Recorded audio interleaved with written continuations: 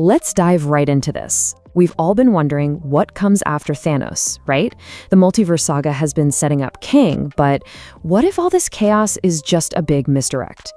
What if the MCU is quietly building toward a villain who looks at Thanos' grand plan and just sees it as, well, a clumsy first draft? I mean, you remember this. This was Thanos' entire endgame. It was universe-shattering. He looked at a broken system, and his only solution was to burn it all down and start from scratch. But just within his own universe. That right there, that set the bar for what a cosmic-level threat could be. And this is exactly where this whole theory really kicks into high gear. Thanos' idea, as huge as it was kind of limited, you know? It was just one reality. But what if the problem he saw wasn't just in one universe, but in all of them? So yeah, Thanos wasn't the only one with this dangerous idea of hitting the reset button. It's the ultimate villain fantasy, right? But while Thanos was focused on rebooting a single universe, another villain already showed us what happens when that ambition goes multiversal. This right here is the critical jump in logic. So Thanos wanted to fix a universe. But then you get Ultron in What If, and as soon as he got that same power, he immediately saw the real problem. He realized the flaw wasn't just one reality. It was a sickness across the entire multiverse, and his solution? Wipe it all out. That absolutely terrifying idea, it's out there now, just floating in the cosmos, waiting for someone else to grab it. And that brings us to where we are right now. The multiverse isn't some neat, organized system of timelines anymore. No, it is an unstable, unraveling, chaotic mess. And all of this chaos, it creates the perfect power vacuum for a brand new player to step onto the board. I mean, let's just look at who's supposed to be managing all this. You've got Doctor Strange, who's basically playing cosmic defense.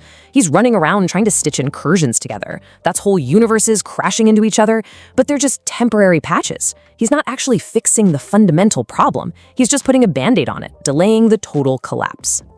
And then you've got Loki. What he did was incredible, truly heroic. But what is he now? He's become this glorified warden. He's sitting at the center of it all, literally holding infinity together with his own power. But here's the thing, he's preserving the chaos, not controlling it. He's let every branch grow, which also means every branch has the freedom to die. And of course, there's Kang. His entire philosophy was just brute force suppression. Prune timelines, kill variants, force everything down one single path. And we all saw how that ended, didn't we? His giant machine of control couldn't handle infinity and it literally imploded. His method was a catastrophic failure. Suppression is not the answer. So you see the pattern here, right? Everyone is failing. The heroes are totally distracted, just trying to patch holes. The so-called masterminds and villains are imploding under the weight of their own flawed plans. And while everyone's eyes are on Kang and this multiversal mess, the stage is perfectly, absolutely set for a true mastermind to make their play. And that mastermind, if this theory holds water, is none other than Dr. Doom. See, he won't try to suppress the chaos or just patch it up. Oh no, he has a much, much grander design, and it's powered by something unique that nobody else has. This is his ace in the hole. Doom isn't just a scientist like Reed Richards, and he's not just a sorcerer like Doctor Strange. He is the perfect fusion of both. By combining the pinnacle of science with the deepest secrets of sorcery, he can do what neither field can do alone.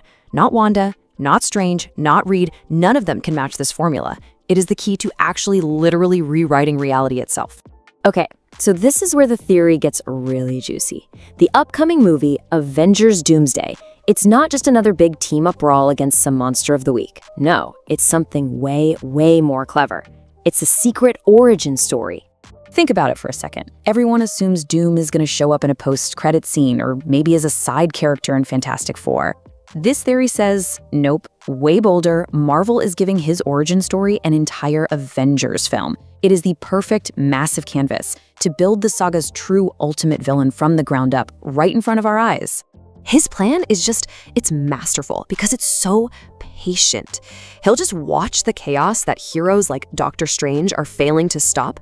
He's gonna let the Avengers try to solve an unsolvable problem, let them push themselves to the brink until they finally break. And only then, when every other option is off the table, will he step forward, not as a conqueror, but as the savior. And Doomsday would give us everything we need to finally understand why he is the way he is. We'd see the story of his mother, a sorceress, which is what ignited his whole obsession with magic. We'd get the front row seat to his bitter intellectual rivalry with Reed Richards. And most important of all, we would understand his core, unshakable belief that all the heroes, all the governments, even the gods, they have all failed, and that only he, Doom, has the will to impose real lasting order. So this slow, meticulous rise to power doesn't just end with him taking control. It ends with the creation of an entirely new reality. And that is what sets the stage for the whole saga's grand finale, Secret Wars. Can you just imagine this moment? The multiverse is collapsing. The Avengers are beaten, broken, and out of the shadows, Dr. Doom emerges. He's not even there to fight them. He's there to dismiss them. He'll just let them know their part in the story is over. Now, his begins. And the sequence of events is just chillingly logical. As the final incursions destroy everything that's left, Doom doesn't stop it. He harvests it. He collects the fragments, the remnants, they ashes, and he forges them into a single patchwork planet, literally built from the corpses of dead universes, Battleworld. His new reality, ruled by his will and his will alone. And on this world, he is God. Period. The leftover heroes and villains, they're not threats anymore. They're subjects. They're prisoners scattered across his little kingdoms. Their grand mission to save the multiverse is finished. Now their only goal is survival. Their only concern is trying to escape the prison that Doom built for them, which, is the absolute perfect setup for Secret Wars. So that's the theory. It completely reframes everything we think we know about this multiverse saga. He's not just a tyrant you can overthrow. He is the new reality. He's the architect and the foundation of everything that's left. So the final question isn't how the heroes win. It's how do you even begin to fight the god who saved you by destroying everything you ever knew?